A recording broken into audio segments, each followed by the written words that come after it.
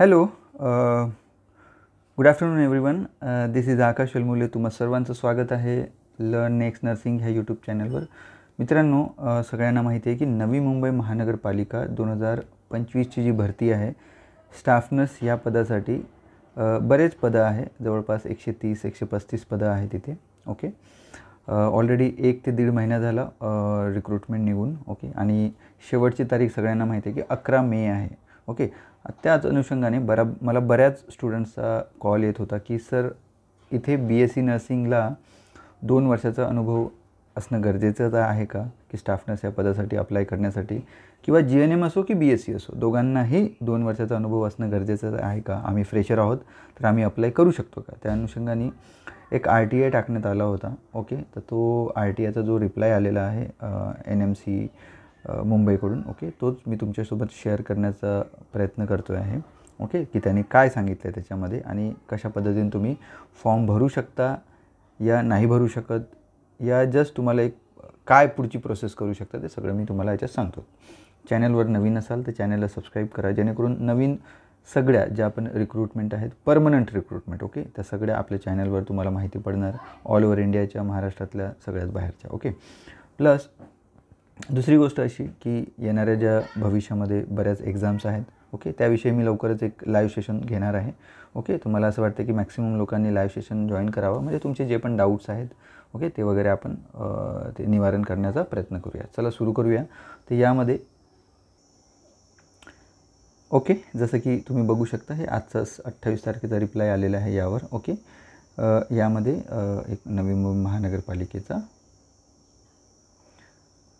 यात क्वेश्चन काय होता बघा, की यामध्ये क्वेश्चन काय विचारलं होतं की whether BSc nursing candidate need any experience for applying post of staff nurse in Navi Mumbai महानगरपालिका ॲडव्हर्टाइजमेंट. ओके, ही ॲडव्हर्टाइजमेंटची date. Okay, whether experience need for passing date or from the registration date, असा क्वेश्चन होता. त्यावरून जे मुंबई महानगरपालिकेची जी माहिती आलेली आहे की स्टाफ नर्स मिडवाईफ या पदासाठी त्यांनी जे त्यांचे RR आहेत, रिक्रुटमेंट रेग्युलेशन्स आहेत, ते त्यांनी अटॅच केलेले आहे आणि ते पाठवले. ते मी तुम्हाला दाखवतो यामध्ये की काय पद्धतीनं दिलेलं आहे रिप्लाय. हा नवी मुंबई महानगरपालिकेचे जे सेवा प्रवेश, म्हणजे यालाच आपण रिक्रुटमेंट रेग्युलेशन्स म्हणतो, जे RR आहेत. ओके, 2021ला याला मान्यता देण्यात आली होती. ओके, हे बघा, याच्यामध्ये माहितीच्या अधिकाऱ्याद्वारे त्यांनी हा रिप्लाय पाठवलेला आहे. हे बघू शकता, नवी मुंबई महानगरपालिकेचे जे सेवा प्रवेश आहे, ओके, 2021मध्ये अपडेटेड आहे, 21 नंतर अपडेटेड झालेले नाही आहे. ओके, तर त्याच अनुषंगाने 2021च्याच जे अधिनियम आहेत, जे RR आहेत, RRनुसार त्यांनी हे रिक्रुटमेंट दिलेली आहे.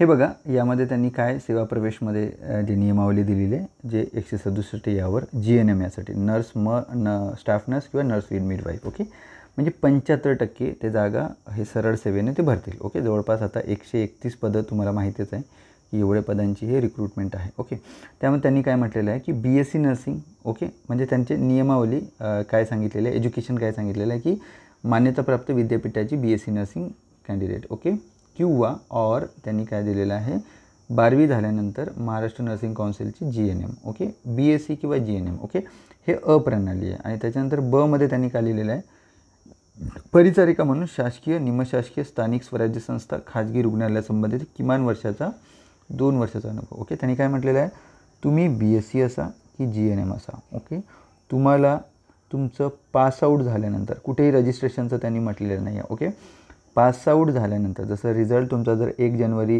2025ला जर 1/23ला लागला असेल तर तुम्ही, ओके, म्हणजे समजा हा रिझल्टच्या डेटपासून पुढची जे आता स्टील तुम्ही वर्किंग असाल, okay, what ever it may be, okay, याच्या पुढचा जो रिझल्ट आहे तो धरला जाणार. ओके, तर BSc नर्सिंग GNM असो, तुम्हाला 2 वर्षाचा अनुभव असणं गरजेचं आहे, तेव्हाच तुम्ही ह्या पदासाठी फॉर्म भरू शकता. ओके, ठीक आहे, फॉर्म भरून जरी तुमचा, म्हणजे असं नाही की बाबा की फक्त तुमच्याकडे 2 वर्षाचा अनुभव आहे म्हणून, कारण बऱ्याच विद्यार्थ्यांना इथे काय करायचं आहे की एक प्रॅक्टिस म्हणून, जी येणारी DMER असो, ओके, DHS असो, ओके, ते महाराष्ट्रामध्ये, ओके, तर याच्यासाठी जर एक्झाम निघाली तर सेम तुम्हाला माहिती आहे की सध्या तरी 2026पर्यंत जे DMER असो की DHS असो, यांचे जे एक्झाम कोण घेणार आहेत, ओके, 2025पर्यंत, ओके, हे तुमचं TCS घेणार आहे. ओके, ठीक आहे, TCS. ओके, तर सगळ्यांना माहिती आहे की हे सुद्धा एक्झाम TCSच घेणार आहे. ओके, तर यांचे आपल्याला एक पॅटर्न समजण्यासाठी ओके की त्यांनी ठरवलेलं आहे की काय, तर तुम्ही हे एक्झाम देऊ शकता. तर बरेच विद्यार्थी म्हणतात की सर आमच्याकडे 2 वर्षाचा अनुभव नाही आहे, मग आम्ही फॉर्म भरायचा का? तर बघा, तुम्हाला एक प्रॅक्टिस करायची असेल की बाबा येणारी एक्झाम 1000 रुपीज याची फीज आहे. ओके, हे जातील, पण तुम्हाला एक्झाम विषयी कळणार, पॅटर्न कळेल, कशा पद्धतीचे क्वेश्चन्स येतात ते कळेल, त्यासाठी तुम्ही फॉर्म भरू शकता. बट मला असं वाटतं जर तुमच्याकडे 2 वर्षाचा अनुभव नसेल आणि जर तुम्ही फॉर्म भरला आणि तुम्हाला खूप चांगले मार्क मिळाले, म्हणजे तुम्ही मेरिटमध्ये आहात, तरीही तुमचं सिलेक्शन होणार नाही. ओके, ते एक सर्वात मोठी गोष्ट आहे. जर तुम्हाला त्या गोष्टीविषयी काही एवढं लेणं देणं नसेल तर डेफिनेटली तुम्ही हा फॉर्म भरून हे एक्झाम तुम्ही द्यायला पाहिजे. त्यांनी काय म्हटलेलं आहे, BSc असो किंवा GNM असो, तुम्हाला कमीत कमी 2 वर्षाचा अनुभव असायला पाहिजे आफ्टर तुमचं पदविका झाल्यानंतर. ओके, ठीक आहे, म्हणजे तुमची डिप्लोमा असो की तुमचं BSc नर्सिंगचा रिझल्ट असो, रजिस्ट्रेशन झाल्यानंतरचा अनुभव असायला पाहिजे असं त्यांनी म्हटलं नाही. आणि तो पण अनुभव तुमची लास्ट डेट म्हणजे 11 मे 2025च्या पूर्वीचा पाहिजे. ओके, व्हेरी इम्पॉर्टंट, तो अनुभव 11 मे 2025च्या पुढचा पाहिजे. Okay, that is very important. Okay okay ठीक आहे. त्याच्यानंतर यांनी काय म्हटलेलं आहे सोबतच, महाराष्ट्र नर्सिंग काउन्सिलची नोंदणी. ओके, म्हणजे BSc झाल्यानंतर किंवा GNM झाल्यानंतर तुम्हाला 2 वर्षाचा अनुभव प्लस तुम्हाला तुमचं रजिस्ट्रेशन असणं गरजेचं आहे, म्हणजे रिन्यू झालेलं रजिस्ट्रेशन असणं गरजेचं आहे. म्हणजे जे लोक 2010मध्ये पासआउट झाले त्यांना दरवर्षी 5-5 वर्षांचा आपल्याला रिन्युअल करावं लागतं. आता नेक्स्ट रिन्युअल 2027पर्यंत आहे. बट जे लोक 2022च्या नंतर पासआउट झाले त्यांना कुठलंही रजिस्ट्रेशन करायची गरज नाही, कारण हे तुमचं फर्स्ट आहे आणि नेक्स्ट आता तुमचं 2027ला असणार आहे. ओके, आणि मराठी भाषेचे ज्ञान म्हणजे तुमचं मराठी 10वी आणि 12वीमध्ये मराठी असणं गरजेचं आहे. नसेल तर तुम्हाला जॉईनिंगनंतर पुढचे 2 वर्षामध्ये तुम्हाला 10वी आणि 12वीची जी मराठीची असते ती एक्झाम द्यावी लागेल. ओके, ठीक आहे. हे झालं तुमचं BSc आणि GNMसाठी. आता याच्यामध्ये एक 35 जागा ANMच्या सुद्धा आहेत. ओके, तर ANMमध्ये सुद्धा त्यांनी काय केलं, 10वी प्लस तुमचा ANM आणि नर्सिंग काउन्सिलचं रजिस्ट्रेशन. ओके, आणि हे एवढं असेल तरी तुम्ही फॉर्म भरू शकता आणि हे देऊ शकता. ओके, आता तुम्हाला सांगू इच्छितो की ह्याद्वारे मी तुम्हाला सांगण्याचं काय हे करतो आहे की बाबांनो, तुम्हाला एक्सपिरियन्स असणं गरजेचं आहे, तेव्हाच तुम्ही फॉर्म भरा. ओके, बट ज्यांना एक्सपिरियन्स म्हणजे जस्ट आम्हाला एक प्रॅक्टिस करायची आहे, आमचे 1000 रुपये गेले तरी चालेल, बट पॅटर्न कसं असेल ते समजायचं असेल असं म्हणून जर तुम्ही फॉर्म भरत असेल ते सुद्धा तुम्ही करू शकता, तुम्ही एक्झाम देऊ शकता. ओके, कारण मला वाटत नाही ते रिजेक्ट करतील. फक्त फॉर्म भरताना ते तुमचा 2 वर्षात जर समजा कोणीतरी 2021मध्ये पासआउट झाला असेल तर त्याचं ते ॲक्सेप्ट होतं का नाही ते बघा तुम्ही फॉर्म भरताना, कारण मी फॉर्म भरलेला नाही त्याच्यामुळे मला यावेळी नाही यावेळी. जर ते ॲक्सेप्ट होत असेल तर डेफिनेटली तुम्ही हा एक्झाम द्यायला पाहिजे एक प्रॅक्टिस म्हणून. ओके, कारण आता पुढच्या जे एक्झाम्स आहेत त्या कधीही पडू शकतात, 2 महिने 3 महिने कधी पण. आता मी सुद्धा देव नाही आहे की मला नाही माहिती की सर मला सगळे फोन करतात, सर DMER कधी येणार, DHS कधी येणार, मला नाही माहिती. ओके, बट शुअरली या वर्षात डेफिनेटली येणार, कारण 2025पर्यंत TCSकडे याचं हे आहे, त्यांची कॉन्ट्रॅक्ट आहे. मग 2026पासून आपल्याला माहिती आहे की महाराष्ट्रातल्या जेवढ्या पण एक्झाम्स असतील DMER DHSच्या त्या MPSCकडे जाणार आहे. तर जस्ट गेल्या एवढ्या लवकर त्यांची काही एक्झाम होणार नाही. ओके, त्यामुळं आपण गृहीत धरून चालू की बाबा 1-2 महिने 3 महिने 4 महिने आय डोंट नो, बट माझं म्हणणं आहे की तुम्ही अभ्यास करत राहा. जर तुम्ही अभ्यास कराल, परीक्षा आली तर तुम्ही रेडी राहणार. परीक्षा पडल्यानंतर, ॲडव्हर्टाइजमेंट पडल्यानंतर तुम्ही अभ्यास करणार, तुमचा अभ्यास होणार नाही. ओके, हे सुद्धा तेवढंच महत्त्वाचं आहे.